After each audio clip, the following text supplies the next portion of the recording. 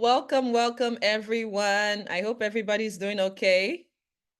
Let me see who we have in the room. Welcome to the Adolescent and Youth Engagement Hub.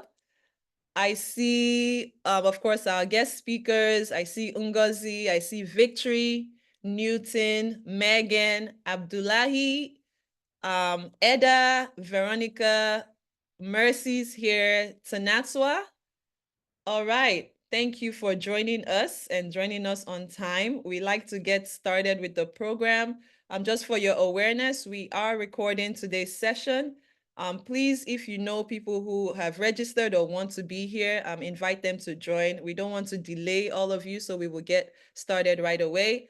I think, Mercy, if you don't mind, I'll make you a co-host so you can assist me in adding people to the group chat, to the conversation once they join.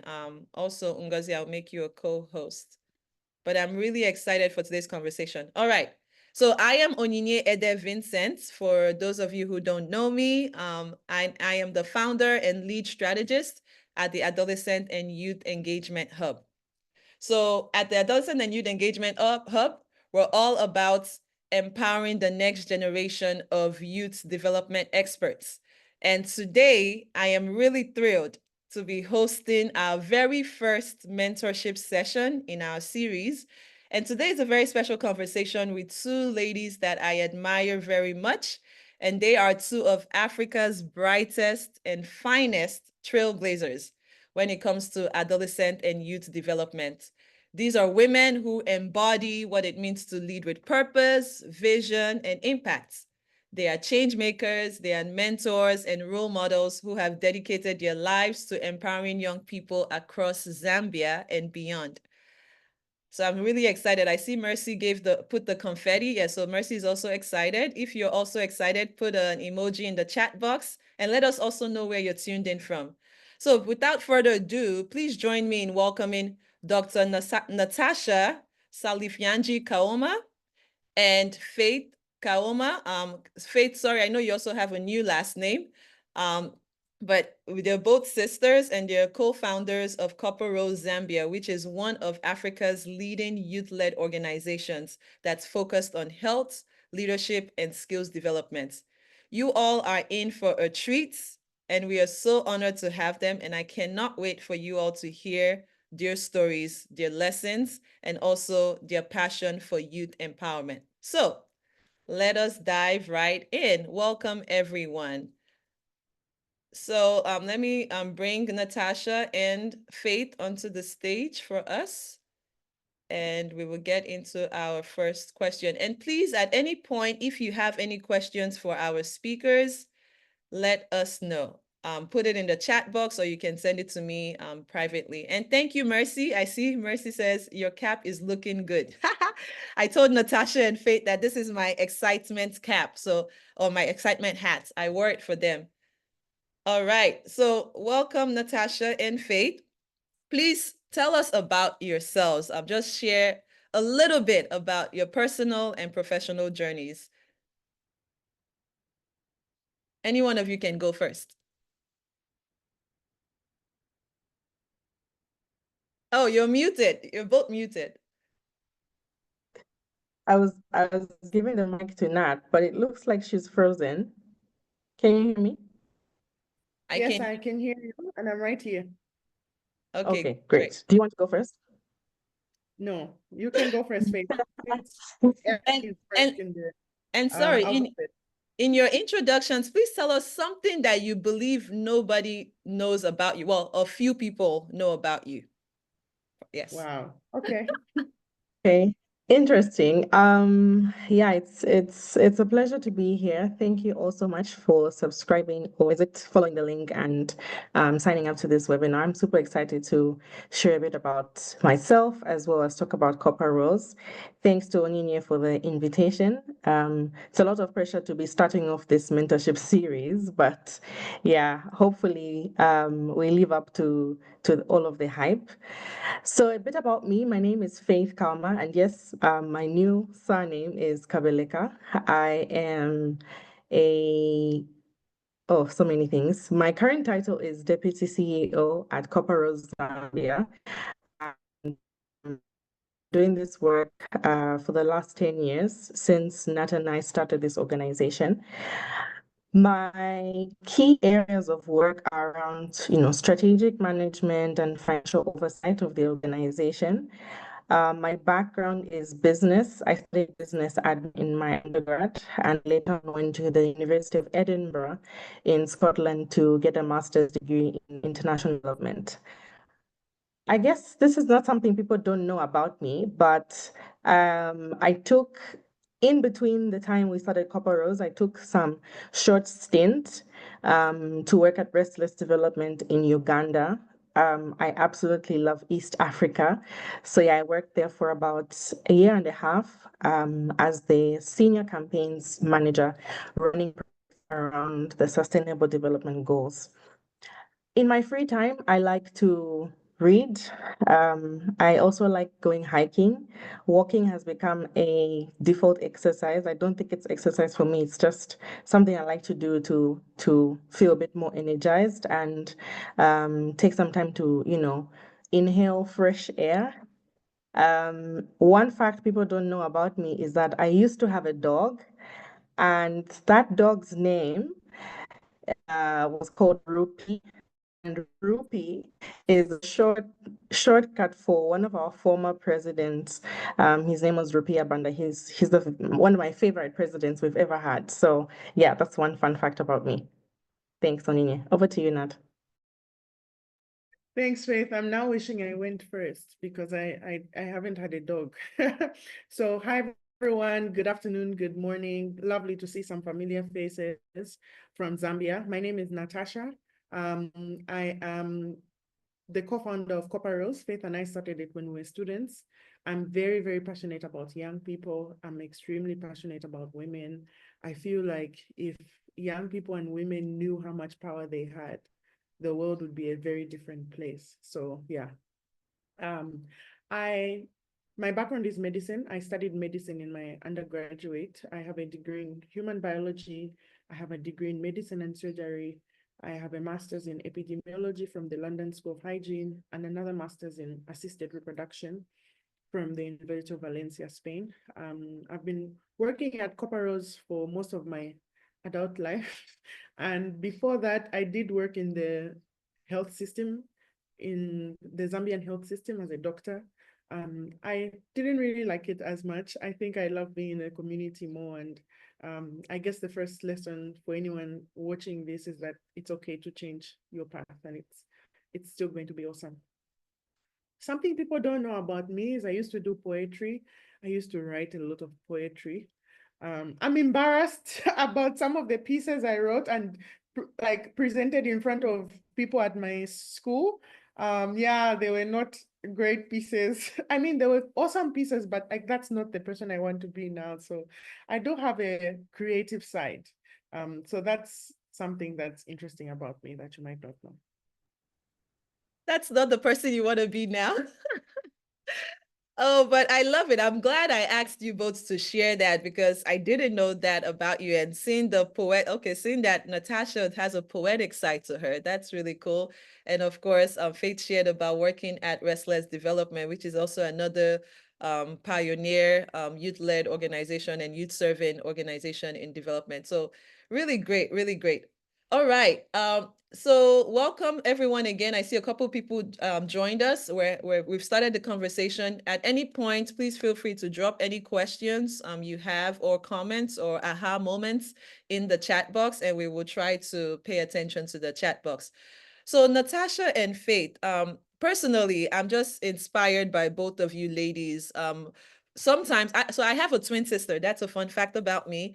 But we're both very different. So we couldn't decide to co-found or work on anything jointly. And I know I often hear people talk about it's not easy to do anything with your sibling for the most part.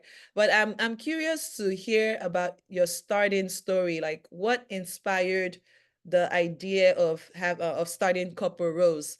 And as you answer that, also help us answer what you think has shaped your passion for adolescent health. I know, Natasha, you shared a bit about it in your intro, but yeah, so talk about the passion and then what inspired you to say, oh, I can do this with my sister. So whoever wants to take that. Okay, so Faith and I were those, first of all, we were not at the same university. She was at Copperbelt University and I was at University of Zambia, but we were in university for the same duration. I think it's because my program was very long. The medical program was 7 years in Zambia at the time. And so when we were both in school, we were very passionate about student leadership. And one thing that was very clear was the fact that student leadership is a good start for anyone who has advocacy as a priority for their career. But what we found was that it was a very short-lived nature of impact. So you would be student president, you'd have all these amazing things you would achieve. And then what happens after that? So we wanted to invest our time in something that mattered, something that was that could stand the test of time, and something that we could look back on. And because of that, we brought in like-minded individuals, some of our friends, our colleagues, and say, hey, what do you think about this? And Faith was very passionate about mentorship, and I was passionate about health. And some of the things that were defining moments for me was I started my period pretty late. I was 15 in the final year of high school. I won't get into why I was in 12th grade at 15, but I mean, my period started later than other students. And so I was very passionate about menstrual health and hygiene because I got to see how other students in my class would not have pads when they needed them. Sometimes it was because they had them at home, but they didn't bring enough, or they didn't know when their period was coming. And Faith, on the other hand, was more passionate about mentorship. And so one thing we saw is that we realized that if we founded initiatives separately, we would rely on each other so much. And it wouldn't really help because I would still call Faith to ask her what shoes I'm wearing that day. So it only made sense that if we were going to do something to help our community, to make a difference in our community, that we would do it together. And that was really something that was defining. Faith? Yeah, thanks, Nat. I mean, I think you've articulated it very well. Maybe the only thing I could add is to your question on why we decided to do it, even though, there's all these things about doing work or doing business with your sibling and people not being trustworthy. I think it's because she's my immediate older sister. In case anyone on the call was thinking I'm the older one, I'm not. She's my immediate older sister, and we have grown to rely on each other. The fact that we're so close in age, she's the first person who, taught me all of my firsts, taught me how to do my homework correctly, taught me how to perfect my skills on, riding a bike, taught me how to play any game you can think about when we were younger. So I relied a lot on her. And anytime I would get in trouble, so we went to the same secondary school. So I was in 8th grade and she was in 12th grade. So every time I got in trouble, I'd always just like go to her and cry, and she would like talk to the prefects on my behalf and things like that. So she really is my best friend. So yeah, it made more sense for us to work together. Oh, can we do a collective? Oh, that's so cute. But yes, thank you. Thank you both for sharing. I think one nugget you shared that I want people to take note of is that you talked about how, oh gosh, I'm losing my train of thought. But I love that you talked about, so Faith is passionate about mentorship, you're passionate about health, and you realize that you could collaborate, and because either way you still be needing each other at different points. There was something else I wanted to highlight. It will come to me and I'll share it in the chat. I think it was something around being passionate about it. Okay, yes, it's you started Couple Rose from a place of, it was a personal experience you had. Natasha, you talked about how starting your period late made you really curious about menstrual health. And of course, Faith, because she's very passionate about mentorship and ensuring that young people have the skills they need. So a lot of times I meet young people who they just want to start an initiative, or they just want to be in places because they see other people there. And when you ask them why, they're often not quite sure. They haven't been able to sit down and reflect on that why to articulate it. So one of the nuggets I want people to take out of this, because this is a mentorship session, is before you decide to build something, you have to understand the why. Does it come from and it usually has to do with an experience you've had, even if it's not you personally experiencing it, somebody close to you or an issue in your community that really troubled you. So that's one of the things I wanted to highlight from your story. Okay, speaking of your story, I'm also very fascinated because I read on Natasha's LinkedIn that you started Copper Rose Zambia with only $300. I guess maybe back 10 years ago, $300 was worth more than it is today, but still, okay, yes, you can tell us that story, but can you tell us how you've gone from $300 to, I mean, I know, I don't know, but I can imagine Copper Rose now gets thousands of US dollars for your programming. So tell us how you went from $300 to a 10-year-old organization that is sustaining itself, even despite some of the issues that might come up in international development, because youth-led organizations are struggling with funding. Like that's like the number one question everybody asks when you come forward. How can we get money for our initiatives? So tell us how you've gone through that journey in funding and sustainability. Yeah.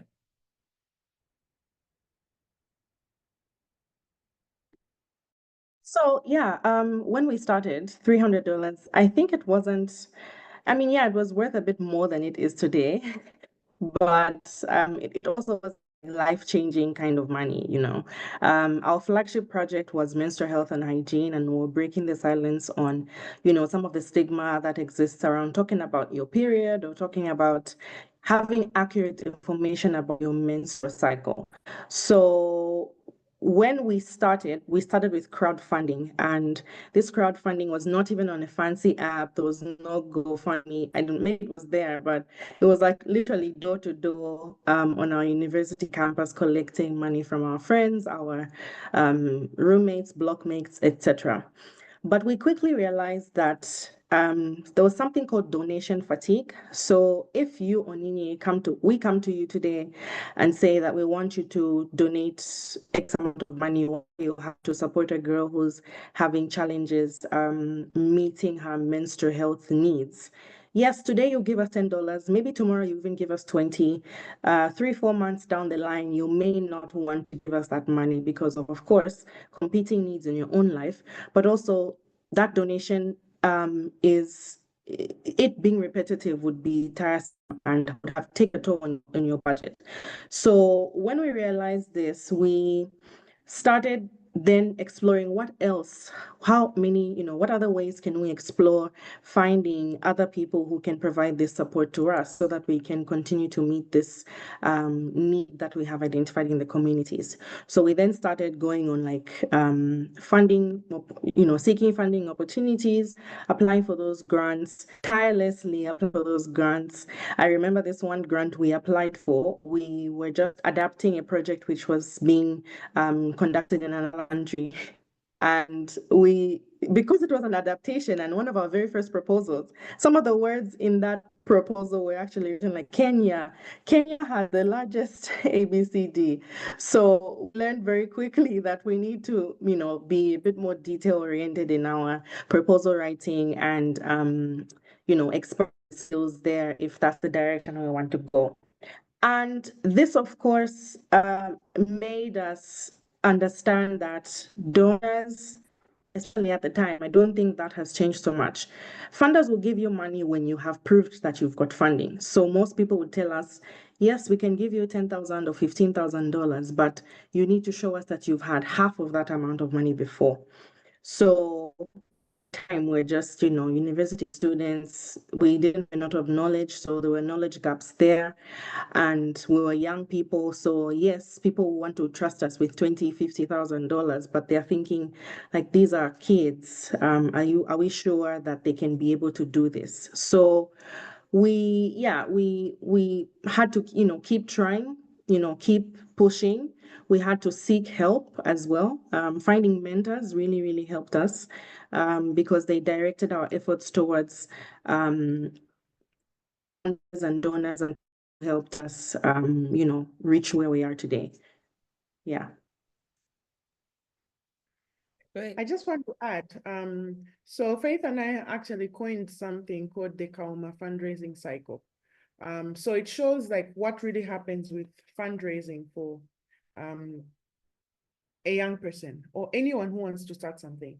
So between $0 and $20,000, people believe in you and your story. It has nothing to do, you can be talking about the environment, about menstrual hygiene, about garbage, about, like, you can pick any issue. The first $20,000, it's going to be about how passionate you are, what your story is, and people are investing in you as a person. Or if you have a co-founder or co-founders, they're investing in you guys as a team.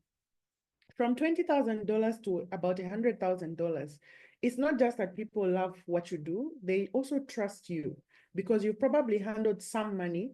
But the truth is that between 0 and 20,000, sorry, and $100,000, it's really about the founders. So between 20K and 100K, people start trusting in you because you've demonstrated some funding. You've shown that you're not going to run away with money because you've handled other people's money. From 100,000 to 250,000, they now start asking you for track record, for systems. At least it should show that even though Faith and Nat have founded an organization, there's another person that's approving the payment. There's another person that's a signatory in the bank.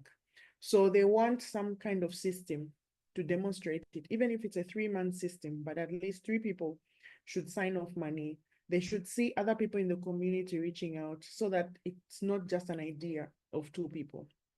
And from 250,000 to $1 million, there it gets complex because then it's about models. Do you have a model that works? What is your approach? Is there presence of other partners? Do you have other people who you work with who can speak about your work? And after $1 million, I always say it's like a Large Hadron Collider. So a Large Hadron Collider is like the biggest machine in the world. It's actually based in Switzerland. It never moves. So when organizations get past $1 million, they are complex, expensive to run, and that is a whole other, more like funding stream or modality, and fundraising at that level looks very different.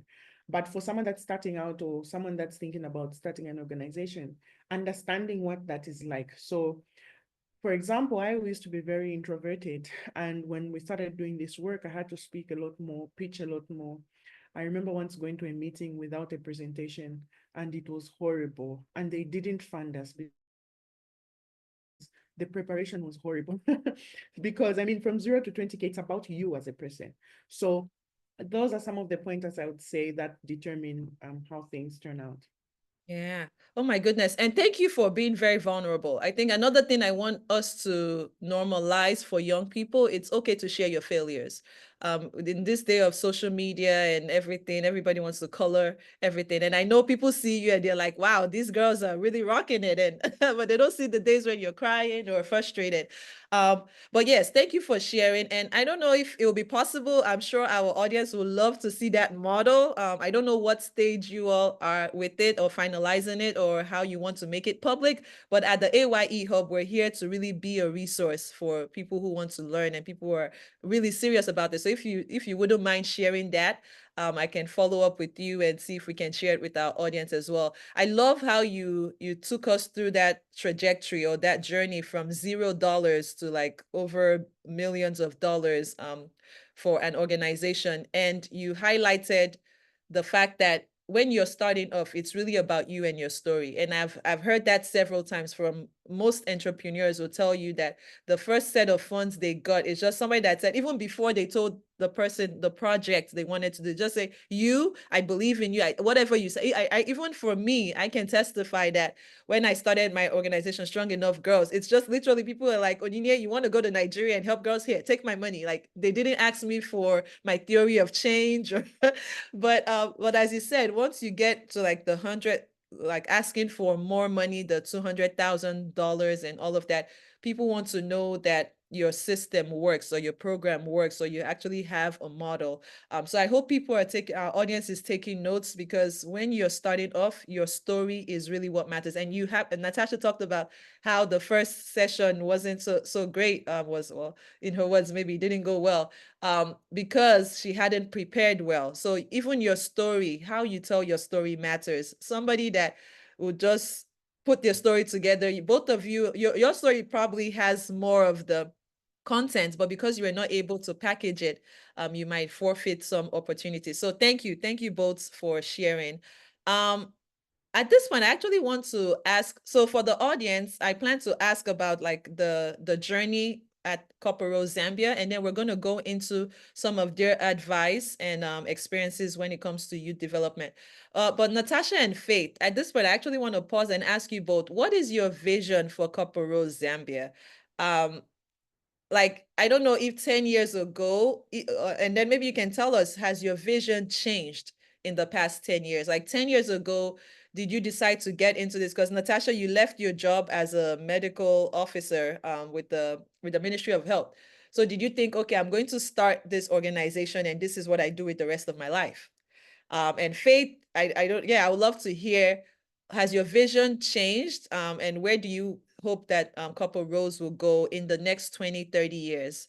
And I'm also thinking about Bill Gates, and he recently just talked about what he plans to do with his wealth. But anyway, I digress. But just both of you, what is the vision for this organization that you started?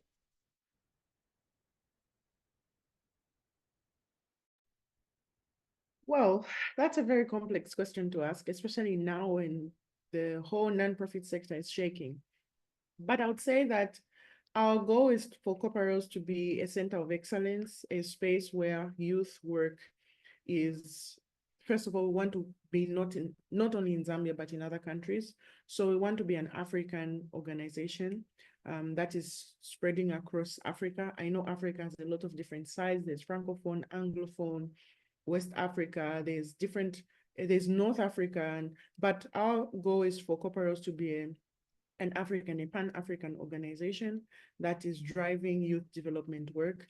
And young people, well, simply our vision, young people are thriving, are happy, and living to their full potential. So seeing our work at scale, reaching more people, I think in the next 10 years, we want to be able to have an impact of at least 1 million young people a year, interacting with our programs, directly benefiting, and just living. If 1 million people a year can live to their full potential, in 20 years, 20 million people will be in a better place.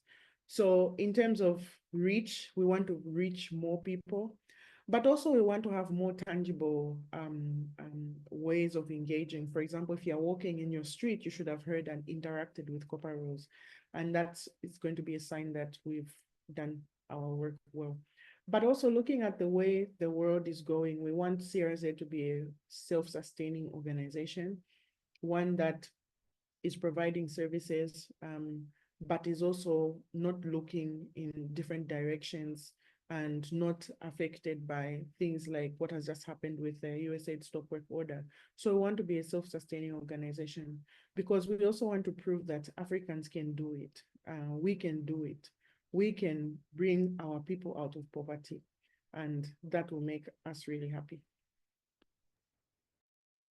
Yeah, also just to add, I think in the last 10 years, as an indigenous organization, we've been, of course, breaking barriers, dealing with challenges firsthand, dealing with a lot of things like ageism, and so on and so forth. We see ourselves as an organization that people can give an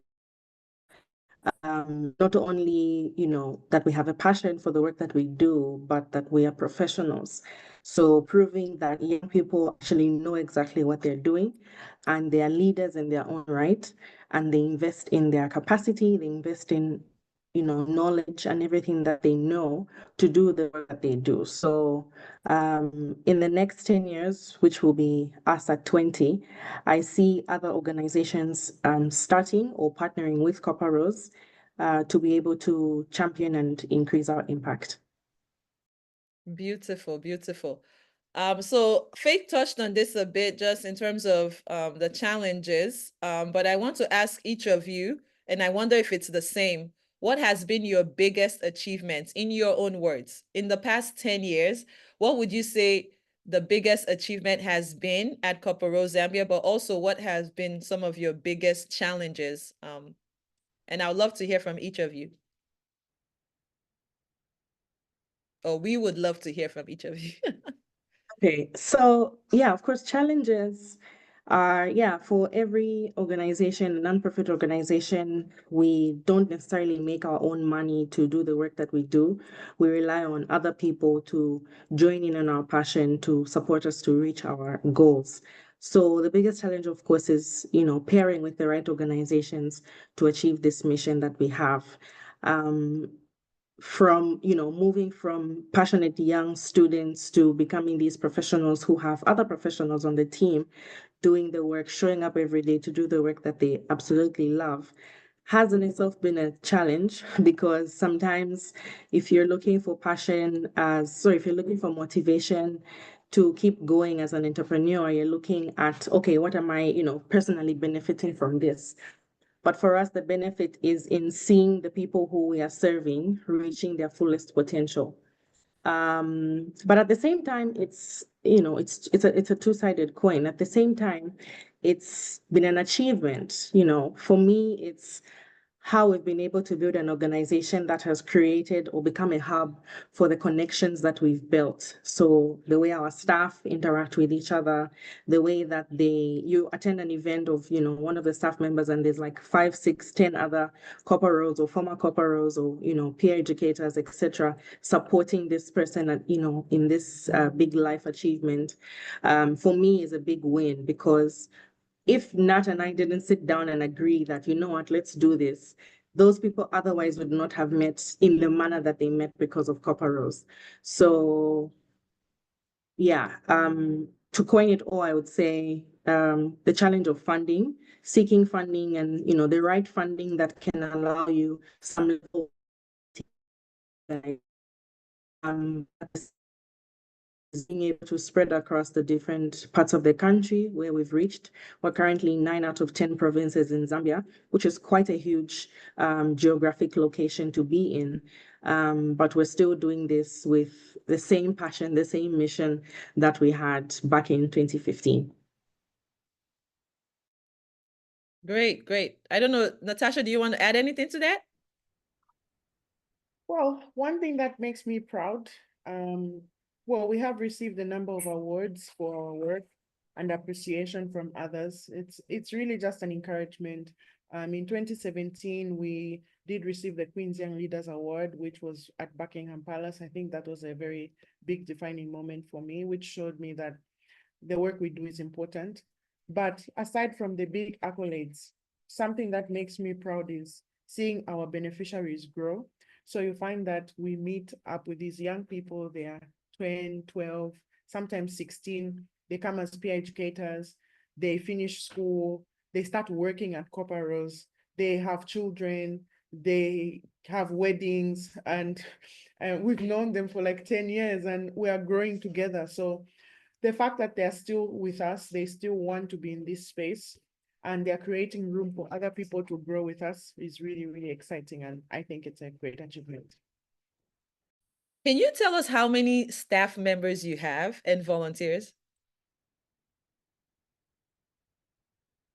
Oh, Well, at our highest, we've had around 75 staff and more than 200 volunteers. Right now, we should be at around between 20 and 30 staff. And we have about 100 plus volunteers working on our different programs.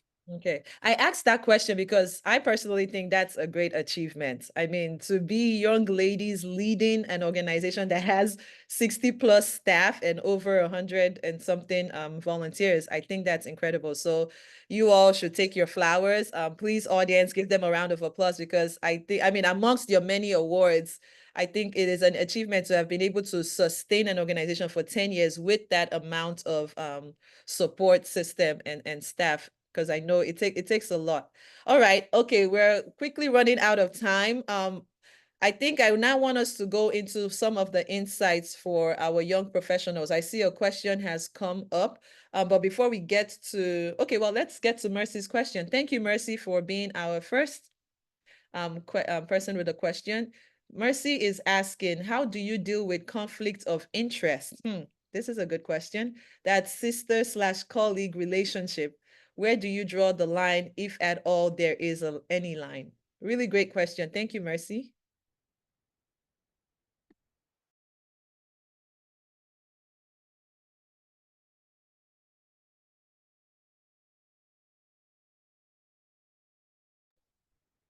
Okay, I was so sure Faith was trying to unmute her mic. So, well, with conflict of interest, one of the biggest things that would help you is having strict organization policies, because once the organization policies are clear, it doesn't matter who is in a position. So if a payment has 3-step approval process, even if your sister is the one who might also co-approve, there's 3 other people that need to review the payment. So from the payments, finance, and financial management side, our policies protect us, and our policies protect the interests of the organization. So you find that nothing goes if it's against the policy. And it is hard sometimes because you just feel like you can talk to someone, but you are held accountable through audits and others. And one thing we've also learned is that the more you promote bad behavior, the more bad behavior you will see. And actually, maybe let me rephrase it and say, the more you ignore bad behavior or bad financial management or something bad in the organization, you see more of it. And so we try our best to lead by example. And another way of looking at it in terms of conflict of interest, we've built an institution that is not about Faith or Natasha. And so that helps because we're able to then decide what needs to happen, not just between the 2 of us, but we have a senior management and a board. So we have people whom we are accountable to. And other times I would say that we often look at family engagements as a bad thing. And when you look at the African traditional society, we act like a community. And our communities and our values are very community driven. Whereas in the Western side of the world, it's very an individualistic society. So lately we've been, especially with the African philanthropy spaces, you find that there's nothing wrong with working with your sibling or working with family, as long as you have standards and those standards are being met. And so really we focus most of our energies on creating standards which we can uphold and which we can use to lead by example. Great. Thank you, Dr. Nat. Mercy, I hope that your question has been answered. Okay, it looks like somebody shared their registration link because I'm seeing Salifyanji, Kaoma. But it's okay, it's okay. I'm like, Natasha, are you asking yourself a question? No, I was wondering who that is. I'm like, is that me? Right. Yeah. Okay, great. And thank you all for asking questions. Please keep them coming because left to me, Natasha and Faith know I have a long list of questions I can ask them, but we want to make sure that you are also getting value for your participation. So please, if you don't mind renaming yourself, we would love to know who this is. But I'll just read out the questions. What were the key decisions you made early on that helped your organization scale? Great question. And then what framework do you use when building a leadership team? This person is really serious. Yeah, they are. Happy to take the first one. So I think one of the key decisions we made that really, I would say, was the big jump leading us to then say that we are rapidly growing as an organization was Nat and I had a very serious conversation where we asked ourselves if we want to do this full time.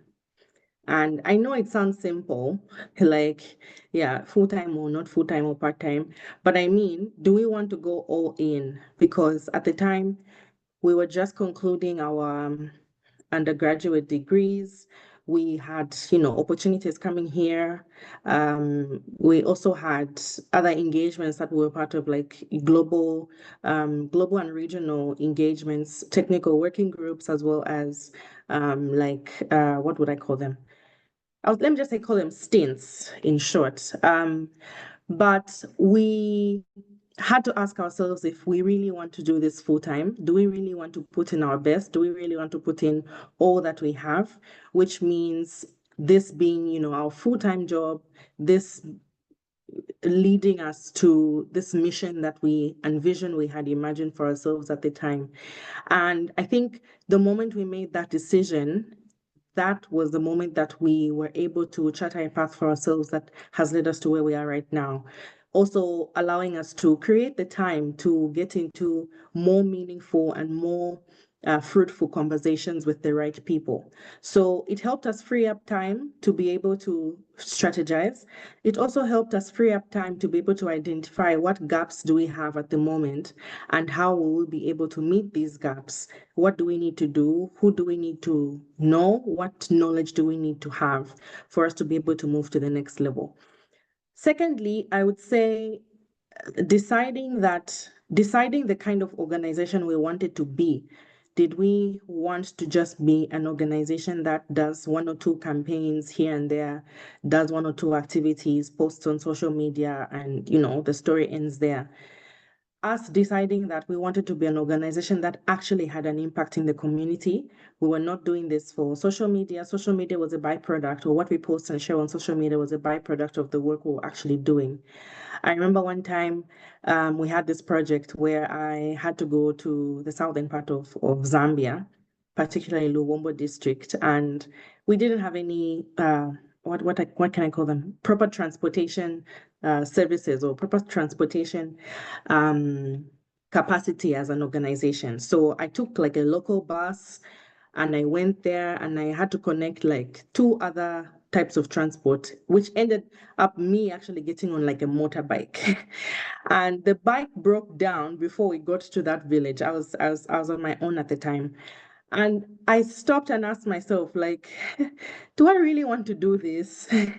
Do I really want to be physically inconvenienced just so that this project can reach its goals and we're able to impact the people in the community? And the moment I arrived in that community, I was meeting up with the chiefs in Luwombo district, the headmen, actually, the leaders of the sections all were working. I immediately knew that this is exactly what I want to do because the kind of things that they were saying, this was like a follow-up meeting.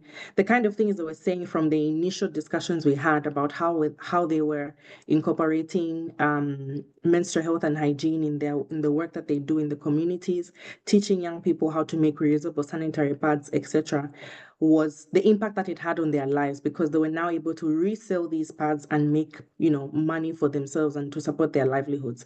That was the moment I realized, you know what, I think I want to do this. Like I'm all in. So yeah, some of those small decisions really helped us understand and helped us figure out where we want to be. And it really was the beginning of us scaling to be where we are right now, 10 years later. With regards framework, what framework do we use when building a leadership team? I think firstly, it's what skills do you have as a young person coming to corporate roles? What skills do you have? Of course, you are passionate, so you click that application when we're looking for like a manager or looking for any position in the organization that we're trying to fill, right? So you have the minimum requirements, academic background, but what other skills do you have? Because for you to be a leader in an organization that is growing, you are bringing more than your academic qualifications. You're bringing your grit, your ability to transform something which is nothing into something which is tangible. You're also bringing your self-starter ability. There are no, like, at the time when we're starting, like, there's no system, there's no, you don't press one button and somebody has approved leave. There's no form. Maybe you want to go and you want to conduct an activity in the community and you need a form which confirms that the people in the community are meeting actually attended your event. That form doesn't exist. Are you willing to put in the work? Are you willing to put put to paper, write down a form, put in place controls, strengthen the controls we have, but also people very willing to just new ways that contribute to the success of the organization. So people who come through corporals and exhibit traits such as these will find themselves in the leadership team. I've seen a couple of people on the call who are part of our leadership team, and they can attest to this, that it's about what are you able to do? What more can you, how many more, not just about hours, but what else can you bring to the table aside your academic qualifications and your past work experience? Also, I must mention that we, in the past 10 years, have been hiring, first-time managers. So maybe you were like a program officer or like, entry level at another organization. Maybe it's even your first job, but it's very easy for you to rise up if you have some of these traits, and you're able to do your work thoroughly and diligently. Thank you, Faith. Natasha, I know for the sake of time, if you really want to speak, like, let me know. I'm happy to. And I can stay here for another 30, 40 minutes. Hey, but I know other people might want to jump off. But anyway, let's just keep going. So thank you so much for responding to that question, Faith. And it says a lot when members of your team are also on this platform. Like there's just something about when your team members don't feel ashamed or afraid to be on the same platform as like the leaders or the founders of the organization. So I think it says a lot about how you manage your team. So kudos to you all. I see the question from Grace, but I also got a question that I want to address before we get to Grace's question, and it's more about what you do at Copper Rose. So this person is saying, thank you so much, Natasha and Faith, for the insightful presentation. My question is, what services exactly do you provide at your organization, and what can one do in order to get those services? Yeah, I realized, I guess I'm sorry, because I know you all, we didn't do an introduction to Copper Rose and specifically what you all do, but if you can just address the question of what services you offer and how young people can access those services. Thank you. And thanks for that. I think we didn't dive straight into that because, one, we know that this is mentorship and we have so much to share about being a leader and being a young person of impact.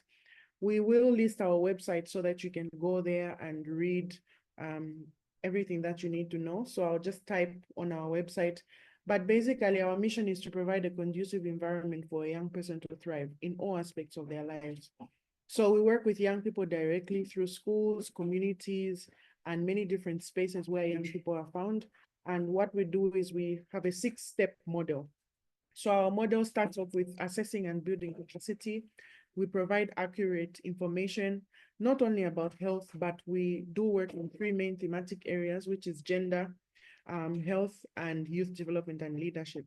From there, we train them, build capacity, but also build capacity of those that work closely with young people like teachers, duty bearers. We provide technical assistance to government, and all that work leads to systems change and advocacy. And some of the work we do is things like increasing budget allocation to adolescent health.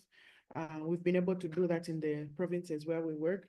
We have also got physical spaces, which are like physical hubs where young people can come, learn skills, and interact with each other. And we have a library as well at one of our hubs in Kitwe.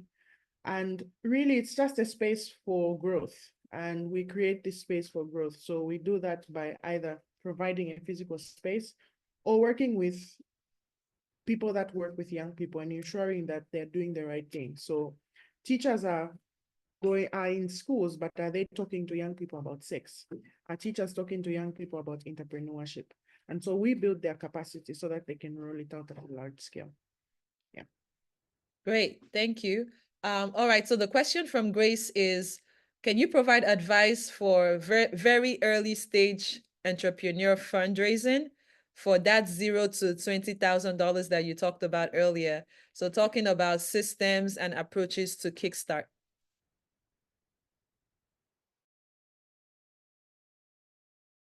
Wow.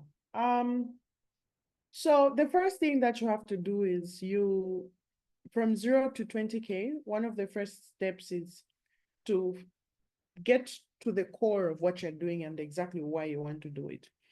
Because a lot of times you spend most of your time pitching, writing proposals, and explaining yourself to other people.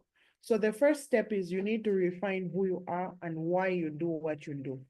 Once you get those two things done, all the applications you will write and all the steps you will take will be dependent on how you show up on these two things. So once you work on you, you might want to get into leadership programs and accelerators because they help you sharpen who you are, and they help you identify some of your skills and things like that. So leadership programs and accelerators are a good place to start. Other areas is just searching for grants. There are a lot of grants that are available for organizations that are not registered. So there's Frida, the Feminist Fund. You have the Awesome Foundation has grants. There are Sparks grants. There's the Pollination Project. So those kind of grants, you can go to sites like Opportunities for Africans and Opportunities for Youth. If you just put that in Google, you'll find two websites. Be on those websites every single day. Like that should be your social media. And once you get there, try and get into spaces like programs and accelerators because they'll help you sharpen yourself. And once you do that, you will also be connected to funds because sometimes some leadership programs come with a grant attached to it, and that will kick you off and help you get somewhere. And it might also give you networks of people who you might interact with who will be able to fund your work. But between 0K and 20K, your priority is working on yourself and refining your why. Work on yourself and refine your why. Great. Natasha and Faith, just a quick time check. What do you have a hard stop at a particular time? Can we do 15 more minutes? Okay. Yeah. Okay, great. So I just want to give people a chance because this is a rare, should I say rare opportunity to have both Natasha and Faith together. So I want to give people as much of an opportunity to really get your questions answered in this mentorship session. While I wait for other questions to come in, one question that is on my mind is, we often hear about the challenge of being a woman working in development or even being a woman leader as an executive director. What can you all share your experience, what it means, particularly as young leaders, young African women leading a vibrant organization? I don't want to say, tell us about your challenges. Just tell me about what it has the experience been like and what lessons or what insights have you gained from being in this position. I think, yes, maybe Faith, you might have to go for, or Natasha, I think she's off video for now. Anyone.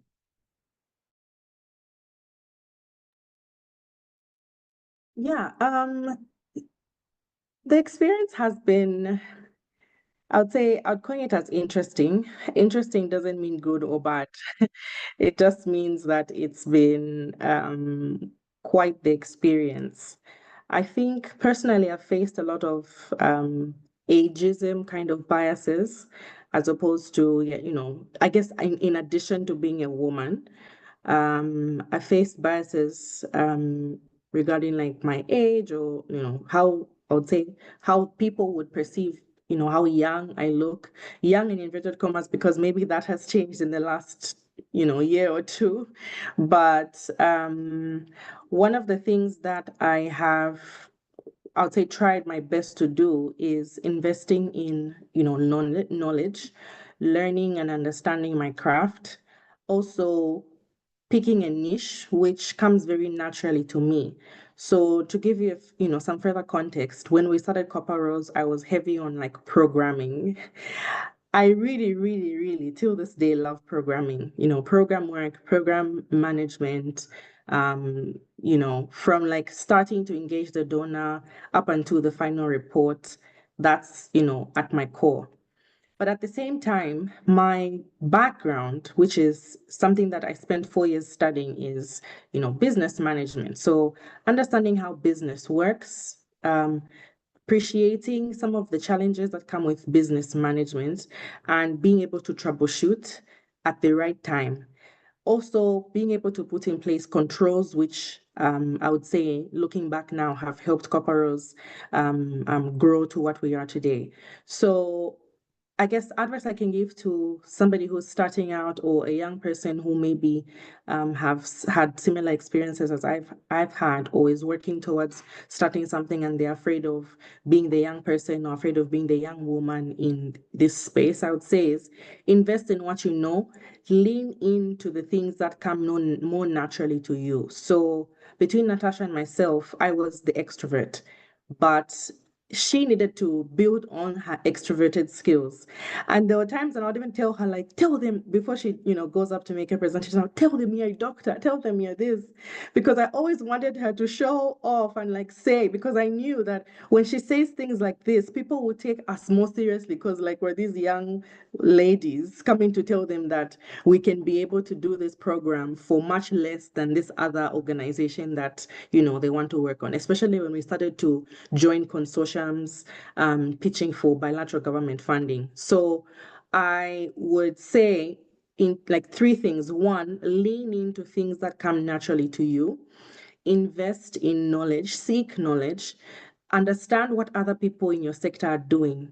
It was very difficult also, I would say, to look for another organization that's doing work like Copper Rose or another Indigenous youth-led organization because there are not very many of us.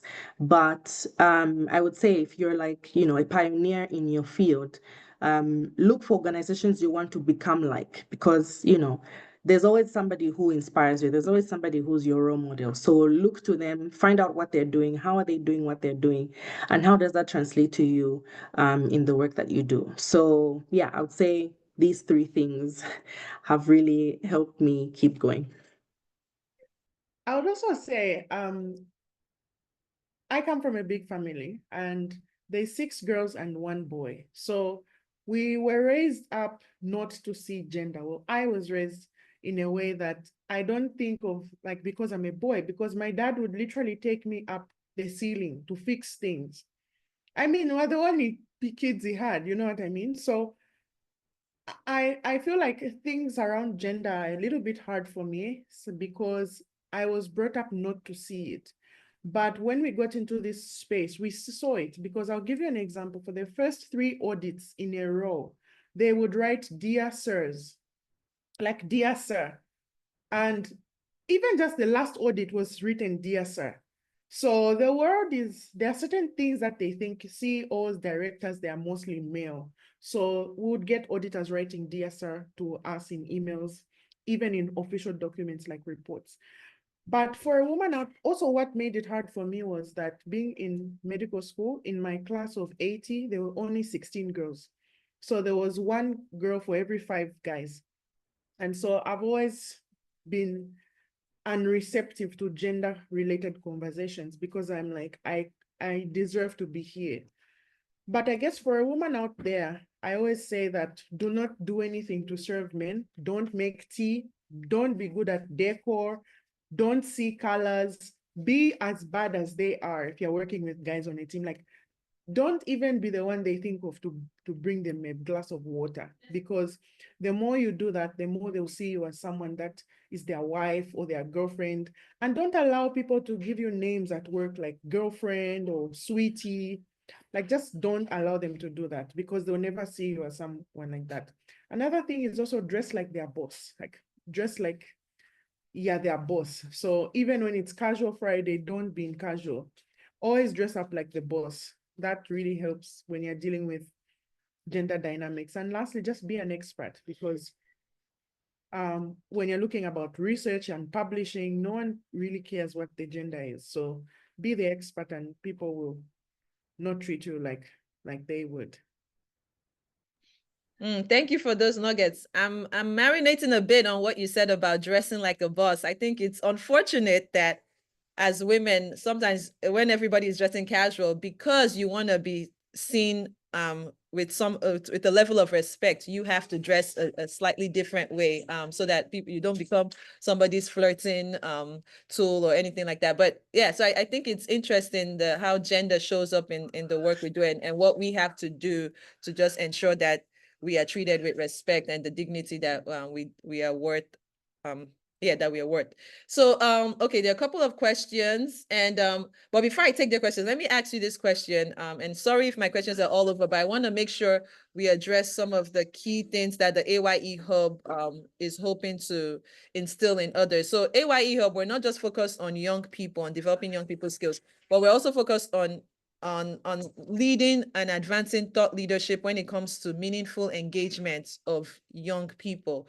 So for a donor or for an adult who is looking at working with young people, what would you say, based on your experience, what insights would you share, or what advice would you give this person? Because I don't want to assume that all of us here are young people. We might have some adults or people that are programming with or for young people. So yes, what advice would you give these organizations or this person to meaningfully engage young people? I would say that a lot of work has gone into meaningful youth engagement. There's a lot of material, and a lot of organizations have identified that they want to engage young people. I strongly feel that African organizations should emphasize it more because of the dynamics of the population. But I'm seeing a very gray area between 30 and 40 because it feels as though people want someone who is under 24, and then what happens when they're 25? What happens when they're 31? So there's this very hard stop at a certain age. And I understand that it's done to create room for others, but there's just no contingency planning for people who are aged between 30 and 40 and young professionals in the workplace. It feels almost as though people want a young person, and then from there, they want someone with a PhD and 50 published papers. So they want you to be a young person talking about your youth at a conference, at an event when you're 29, and when you're 31, they only give you a space on the stage when you have a certain level. I haven't spoken at a conference in I don't know how long because I turned 30. So my opinion of it from like doesn't matter anymore and things like that. So I think that there's a lot of work that has to go in for young professionals, and I think that a lot of organizations are not thinking about that. But as a young person or someone that's close to the end of youth, you have to be thinking about building credibility as a professional and building technical skills. I love Stephen Bartlett, and in his book, he talks about the 5-bucket theory. And in the 5-bucket theory, the first 2 buckets is your knowledge and your skills, because those 2 things will open up doors for other buckets. So even if, for example, a lot of young people are not on stage speaking, a lot of former young people are not on stage speaking, they are in the crowd, they are presenting abstracts, they are running workshops, and they are killing it in other ways. So that's why I'm seeing a lot of gaps in the sector. Thank you so much. And I see more questions coming, but I think this will be the last set of questions we take so that we can wrap up for the day. Maybe we would have to bring you back for mentorship session part 2. But I want to highlight, Natasha mentioned Stephen Bartlett, and I want to highlight that leaders are readers. One of the things I admire so much about my husband is that he reads a lot. Like I was just telling you how he would know news of things that are happening in the US even faster than I find out, because I mean he's in Nigeria, but leaders are readers. So as executive directors, as people who want to be taken seriously in your field, you need to read. Because and like the way she's bringing out all these five buckets, 5 model system, all these things are in in the books. When you read, you're able to you sound like somebody that knows your craft and somebody that is actually keeping up with the trends, keeping up with what is current. So one thing I want our audience to take out of today's conversation is, as you're seeking to get into this space, make sure you also start becoming more and more of a reader, so that you get lots of knowledge from people who have gone ahead. All right, so there are a few questions. I'm going to read them out, and maybe both of you can decide which ones you want to take, and then we'll wrap up. So someone is asking, how do you stay grounded and inspired when facing challenges or slow seasons? That's real. And then Newton is saying, what is your intrinsic source of motivation? Okay, similar in difficult times. What keeps you going when impact is not evident or tangible? And then Mulenga is asking, how do you as a leader deal with hostility from members of the team? Spicy. All right. So feel free to decide which of these questions you want to answer, and then we'll wrap up shortly.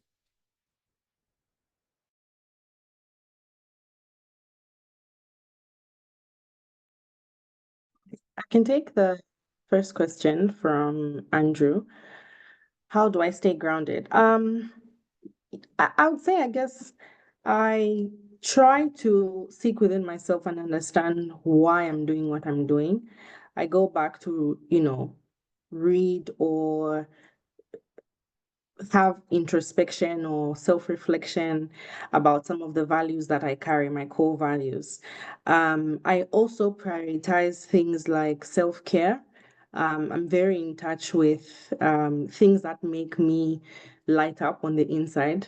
It's so funny. The other day, my husband was laughing at me and saying, I even know, like, I always tell him, I need like 5 minutes for my self-care to like scroll through my phone or like read something. So I'm very in touch with my self-care and I'm very deliberate about it. So those are some of the things that keep me grounded. I would also say like family.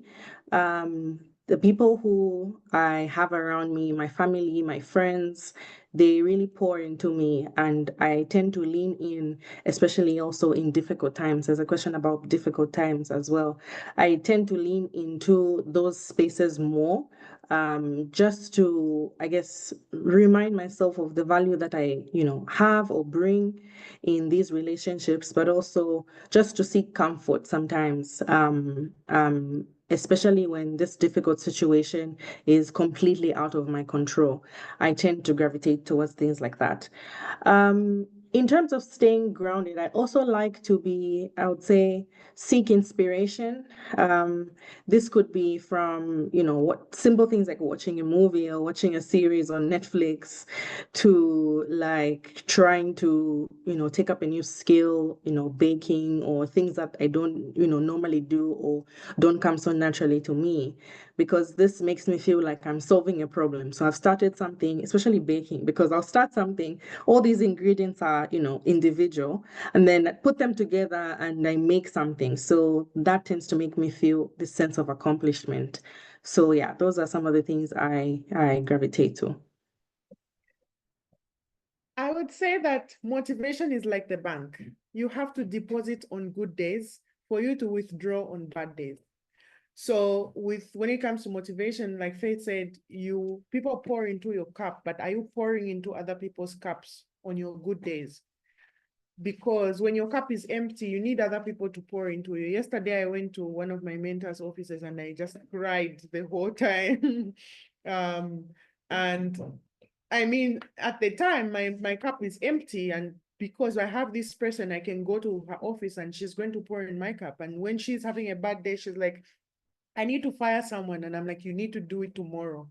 And the next week, I'm like, did you do it? So in a nutshell, I would say motivation is like the bank. Deposit in your good days so that you can withdraw. Deposit into certain people on your good days so that you can withdraw on your bad days. How to deal with hostility. I love to think of teams as some kind of soup. And when it comes to, let's say you're making a chicken soup, there are certain spices that you can't have a lot of. Like you can't put a whole stem of ginger in a chicken soup because it would be too sour. But you can put a little bit or a little bit of rosemary and a little bit of everything. But you can put a lot of carrots or a lot of water. So when it comes to team members, you have to identify what type of people do you need more of and what type of people do you need less of if you're the one deciding what a team looks like. What are the carrots on your team? If you put 1,000,000 carrots, it's not a problem. But if you put a whole lot of ginger, it's a problem. So who are the different people on your team? Who do you need more of? Who do you need less of? And when you face hostility, the first question should be, what have I done wrong? Because we often point fingers at other people without looking at ourselves. So to sort out hostility, you start off with yourself to identify what you could have done better, what wrong you could have done. Be open to apologizing. I feel like an apology is just saying sorry or owning up, but it goes so far, much further than those words. So hostility starts from you. And when you identify that maybe you are not the problem, engage a third party because they'll help you see. And when with engaging a third party, it's not telling another person about the experience because that's gossip, but it's engaging them to help you solve the problem through a confrontation or review or something in the conflict management direction. But I would say always start with you and see what you could have done better. And if you're in a position to make decisions, identify how you can do things differently next time you're composing the team. Beautiful, beautiful. Thank you all. And Natasha has shared the name of the book, Diary of a CEO. I'm definitely going to look it up. So, we're now at time, a little past it. But what are your parting words for us? So, can you share either advice for young professionals trying to get into this space, or the advice you would have given yourself 10 years ago before getting into this? So decide which route you want to go as we say farewell to our audience today. I can start. Farewell, or maybe start with my younger self, or somebody who knows someone, maybe they're on this call, they know somebody who needs to hear these advices. Don't worry too much. Things always happen the way that they should happen. Do your best and do your part. So show up every day, work towards that big goal you have, do it diligently, seek all the knowledge you need. And I guess everything we've already said at this point during this webinar. But most importantly, release yourself from the burden of worrying, because worry will just from actualizing this potential that you have within you. Secondly, keep going. When it's tough, keep going. When it's, smooth and exciting, keep going. In fact, run even faster. When it's, difficult and you don't have motivation, just keep going and just keep showing up, because you don't know when that big break might happen. So you need to keep showing up for yourself, showing up for these goals and dreams that you have for yourself, for your life, for your initiative. If you're working on an initiative, just don't give up. And it's really, you are in charge of the destiny that is set ahead for you. And lastly, I think, I just talked about this in the previous question about pouring, finding people who pour into you. I think it's very important. A lot of people don't emphasize the importance of having a mentor, having somebody who understands you, somebody who may even be similar to you, but there's this person who has more knowledge about the subject you're interested in. But sometimes they're just this person who can, speak very frankly to you about a situation that you're going through. So find people who can be very honest, in a kind way, of course, but also, be open to take criticism. Because without criticism, you would not be able to be where you are. I always, tell people this, when we started Corporals and when we started going through processes of getting funding, etc., one of the things that helped us get ahead, rather than other organizations or people I've heard who are in this space, is using the same due diligence checklist of a previous funder who denied us funding to put in place those systems and those things they said we didn't have. Because when you look at the things you're not good at and work on them and, improve them, you would then become more attractive to the next, funder. So even to you, like whether it's a job, you're looking for an opportunity, it's always important to get feedback so that you can work on the things that they may not have preferred or chose another candidate over you. So be open to criticism and be deliberate about working on the things that seem like weaknesses or gaps in your capacity. I'll keep it very short. I have this quote on my LinkedIn, and you can just, if you type my name on LinkedIn, you'll find it. It says, you can achieve all your dreams if only you can summon the courage to pursue them. So my last words are really that everything's possible. We all get a blank check, but some people put $2, some people put $1 million. And you wrote it, so you have the power to determine what it looks like. The only difference is in the courage to pursue it, because once you put that number, you also have to put in the equivalent amount of work. So my word for the rest of the day or the rest of the year is courage and possibility. Everything's possible if you are willing to put in the work. Yeah. Thank you. Beautiful, beautiful. Please, let's see those emojis. Let's see the hearts. I hope you guys can see my cute little hearts that are floating on the screen. Once you have your video enabled, you get to see the fun hearts like on my screen. But thank you so much, Dr. Nat and Faith, for being here with us. I cannot thank you enough for making time out. Yeah, see, Faith has found it out. Thank you so much for sharing this knowledge and wealth. I know sometimes young leaders are hard to pin down, but I really appreciate both of you making the time to be here with us, and we look forward to further engagement.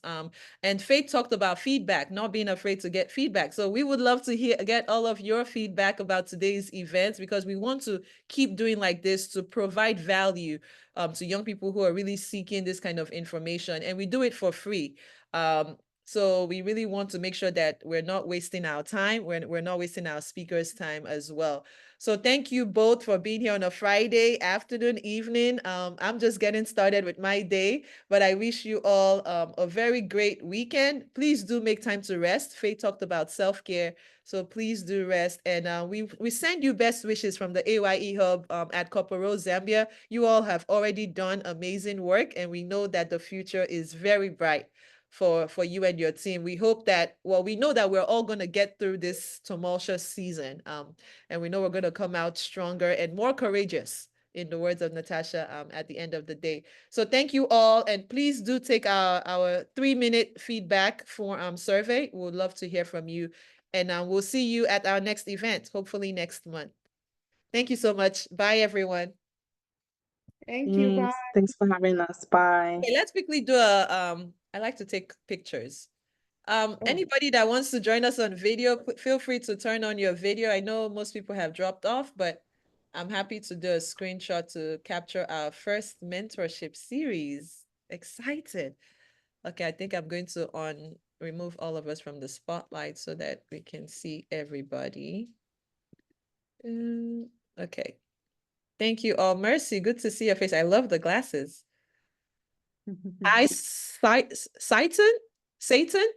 Satan Zulu. Okay. Who else? Who else is turning on video? Going once, going twice. Ready, set. Okay.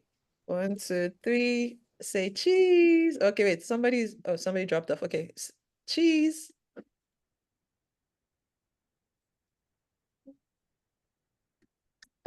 Okay. Great. All right. Bye, everyone. Beautiful picture.